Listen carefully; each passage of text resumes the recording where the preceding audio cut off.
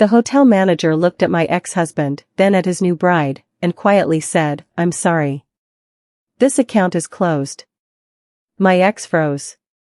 His mistress stared at him. And I stood across the lobby, holding the same black card he had used to pay for their wedding. What they didn't know was that I had closed more than an account that morning. I had finally closed the door on him.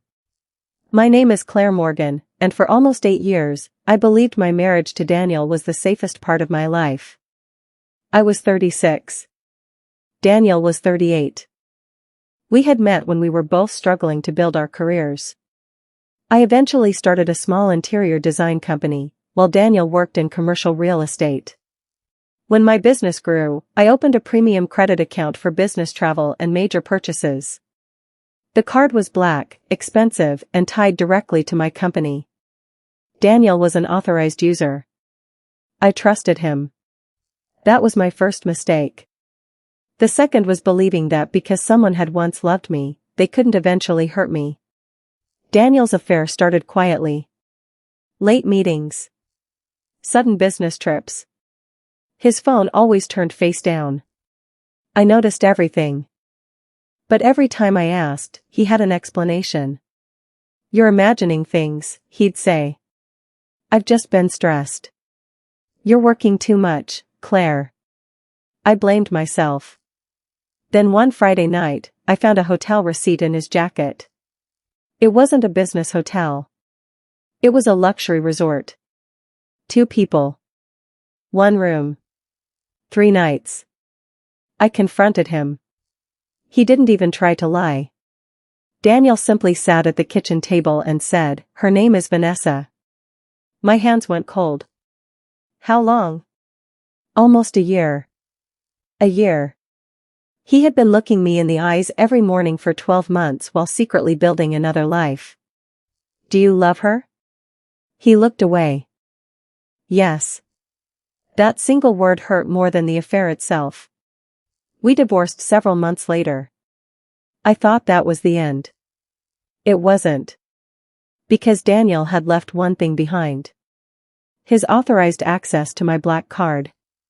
During the divorce, my lawyer told me to remove him immediately. But Daniel begged me. "Claire, just give me 30 days. I need it for a few final business expenses." I made the mistake of agreeing. I changed the limit. I added alerts. I told myself I was being careful. Then, 6 weeks later, my phone buzzed. A charge for $18,700. Luxury hotel. I stared at the screen. Another charge appeared. $9,400. Then $6,800. Then $14,200. I called the bank. "Can you tell me what's happening?" The representative sounded concerned. "Ms. Morgan, these transactions are being made with your authorized card." "By Daniel?" "Yes." My stomach turned. I asked for the purchase details. The representative hesitated. "There's a wedding package attached to the account." "A wedding?" I sat completely still. Daniel wasn't spending my money on another business trip. He was using my card to marry Vanessa. I immediately called him. He answered casually. "Hey, Claire. Are you getting married?" Silence. Then he said, "That's none of your business." I almost laughed. "You're charging the wedding to my account. We're still legally sorting out the business expenses. Your wedding isn't a business expense. Relax. I'll pay you back." That was when I realized something. He wasn't ashamed. He genuinely believed I would let him get away with it. I called the bank again. This time, I didn't ask questions. I closed the account. Every card. Every authorized user. Every automatic payment. Everything. Then I waited. Because Daniel had already sent invitations. The wedding was 3 days away. And I had no intention of warning him. The wedding took place at the Grand Belmont, one of the most expensive hotels in the city. I knew because I had received the final transaction alert before the account was closed. The ballroom alone had cost nearly $40,000. Flowers. Catering. Photography. A private suite. Everything had been charged to me. Daniel had planned the perfect wedding. He had just forgotten one small detail. He wasn't paying for it. That afternoon, I received a message from my former accountant, Rachel. "Claire, you need to know something." I called her. "What?" She lowered her voice. "I found something strange in the old company records." "What kind of strange?" "Daniel transferred money from the company account into a private investment account." My heart stopped. "How much?" "Almost $120,000. I felt sick. "Where did it go?" Rachel paused. "Vanessa's company." That was the moment everything changed. The affair wasn't the only betrayal. Daniel had been using my company to fund his new life. And Vanessa knew. I gave the documents to my lawyer. Then I received another call. This one was from the hotel. "Ms. Morgan, we noticed several disputed transactions related to an upcoming wedding." "Yes. Would you like us to proceed with the event?" I almost smiled. "Yes." The manager sounded surprised. "Are you sure?" "Yes. Let them have their wedding." I could hear the confusion in her voice. "But the payment method is no longer valid." "I know." There was a long pause. "Then what would you like us to do?" "Nothing." I hung up. I thought it was finally over. I was wrong. The next morning, Daniel called me screaming. "What did you do?" I calmly asked, "What are you talking about?" "The hotel says the card was declined." I closed it. "You can't do that." "Actually, I can." "You're ruining my wedding." "No, Daniel. You did that yourself." He threatened to sue me. He said I had promised to cover the expenses. I told him to speak to my lawyer. Then he said something that made me realize how desperate he was. "You'll regret humiliating me." I replied. "You should have thought about that before using my money to marry someone else." He hung up. But the real disaster hadn't happened yet.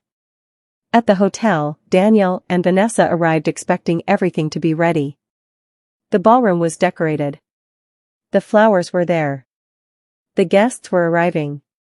But when Daniel approached the front desk, the manager told him the payment method had failed.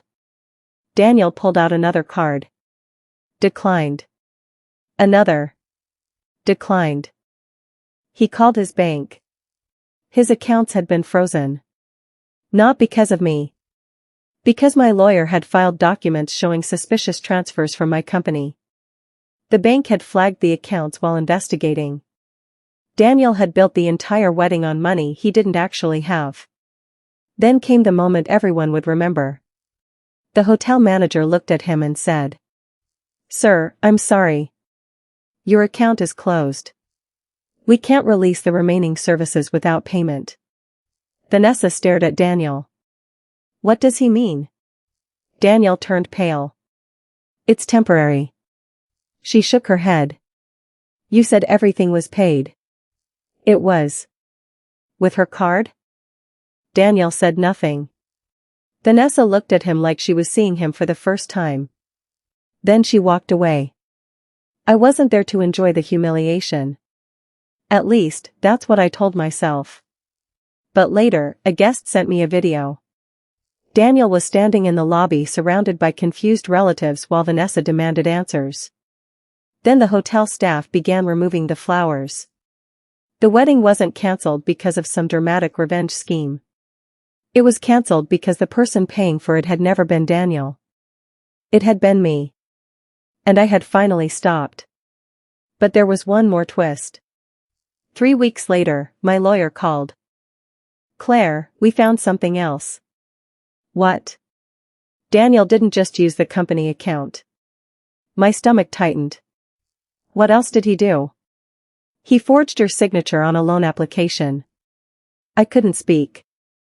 The loan was connected to the same investment account that had received the company money. Daniel had borrowed against assets he didn't own. And Vanessa's company had been listed as a beneficiary.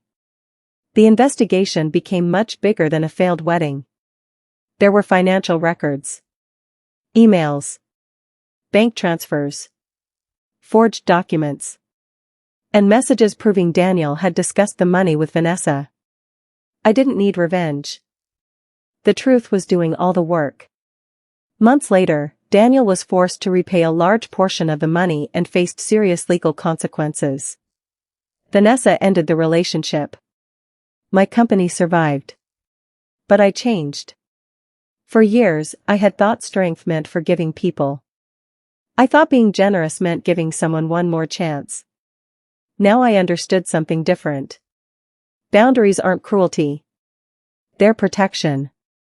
I still have the black card. Not because I need it. Because every time I see it, I remember the woman I was when I handed Daniel access to my life without asking whether he deserved it. Today, I use it for my own business. My own travel. My own future.